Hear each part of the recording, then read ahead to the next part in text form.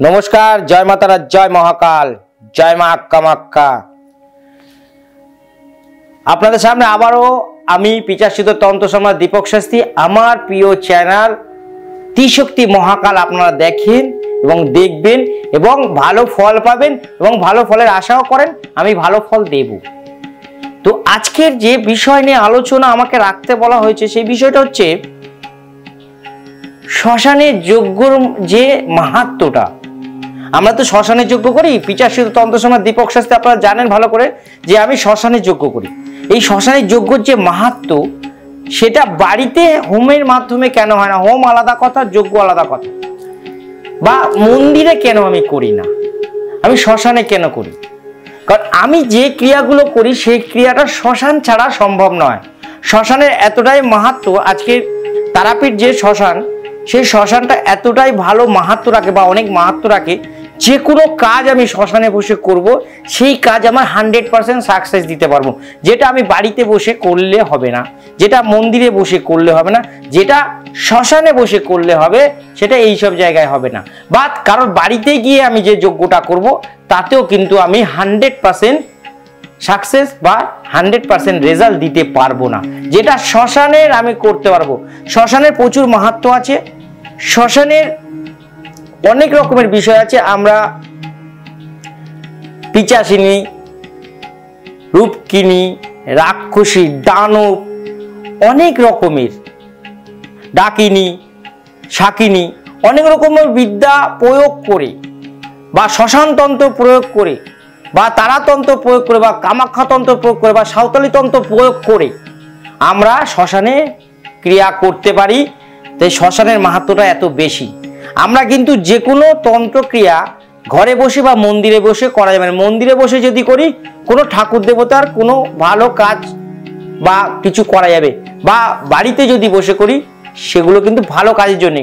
যেমন শ্মশান তন্ত্রক্রিয়া বা ডাকিনী, শাকিনী, তারপর পিচাসিনী, তারপরে হচ্ছে তারাতন্ত্র, কামাখ্যাতন্ত্র, শ্মশানতন্ত্র, এই বিদ্যাগুলো যদি আমি করতে চাই শ্মশান ছাড়া সম্ভব নয়। ধরুন আপনার উপরে কেউ জাদু টোনা করে দিয়েছে বা বান মেরেছে বা আপনাকে বিছানায় শুয়ে দিয়েছে, এইসব তন্ত্র বাড়িতে বসে হবে না এবং কোনো মন্দিরে হবে না। এটা একমাত্র কাজ করা যাবে শ্মশানে। সেটা কোনো খারাপ তন্ত্রক্রিয়ার মাধ্যম দিয়ে কাটাতে হবে, কারণ খারাপ তন্ত্র করেছে সেটা খারাপ তন্ত্রের মাধ্যম দিয়ে কাটাতে হবে। তাই ডাকিনী হোক, শাকিনী হোক বা পিচাসিনী হোক বা তারাতন্ত্র বা কামাখ্যাতন্ত্র বা শ্মশানতন্ত্র দ্বারা বা সাঁওতালি তন্ত্র দ্বারা সেটাকে আমি শ্মশানে বসে কাটাতে পারবো। তাই শ্মশানের মাহাত্ম্যটা অন্য জায়গার মাহাত্ম্য থেকে অনেক বেশি। যেটা আমি শ্মশানে বসে করতে পারবো সেটা অন্য জায়গায় করতে পারবো না। শ্মশানের যজ্ঞ করা মানে 100% বা 100তে 100% পরীক্ষিত করা, সাকসেসফুলি যাকে বলা হয় যজ্ঞ। যে যজ্ঞতে আমি যে কোনো কাজ আপনাদেরকে সাকসেস দিতে পারবো বা 100% আমি ভালো ফল দিতে পারবো। এটা হচ্ছে শ্মশানতন্ত্র। তারাতন্ত্র বা কামাখ্যাতন্ত্র বা ডাকিনী, পিচাসিনী বা শাকিনী বা পিচাসিনী, এইসব বিদ্যা এছাড়া আরো অনেক বিদ্যা আছে যেগুলো আমি শ্মশানে বসে ক্রিয়া করতে পারবো। বাড়িতে না, মন্দিরে না। মন্দিরে করতে গেলে ঠাকুর দেবতার জন্য করতে পারবো না, বাড়িতে করতে গেলে আমার পরিবারের জন্য আমি করতে পারবো না। তাহলে এফেক্টগুলো আমার পরিবারের উপর পড়বে। আর যদি মন্দিরে করি তাহলে ঠাকুর দেবতা ওখান থেকে স্থানচ্যুত করে অন্য জায়গায় চলে যাবে, আমার উপর ঠাকুর দেবতা অসন্তুষ্ট হবে। তাই শ্মশানের মাহাত্ম্যটা অন্য অন্য জায়গার থেকে অনেক বেশি মাহাত্ম্য রাখে, কারণ এখানে যে ক্রিয়াটা করা সম্ভব অন্য জায়গায় সেই ক্রিয়া করা সম্ভব না। আপনাকে কেউ ক্ষতি করেছে, শ্মশানে কাটানো যাবে। আপনাকে কেউ পিছন থেকে শত্রুতামি করছে, সেটা কাটানো যাবে। আপনার ব্যবসা খারাপ করে দিয়েছে, সেটা করা যাবে। আপনার পরিবারের কাউকে খারাপ করে দিয়েছে, সেটা ঠিক করা যাবে। আপনাকে পঙ্গু করে দিয়েছে, সেটা ঠিক করা যাবে। আপনাদের উপর কালা জাদু করেছে, সেটা ঠিক করা যাবে। এগুলো হচ্ছে শ্মশানে বসে কাজ করা যাবে। শ্মশানের যজ্ঞটা এতটাই মাহাত্ম্য, সেই মাহাত্ম্য সেই যজ্ঞর উপর দিয়ে আমি সমস্ত রকম আপনাদের বিপদ আপদ এবং ভালো মন্দর কাজ করে দিতে পারি।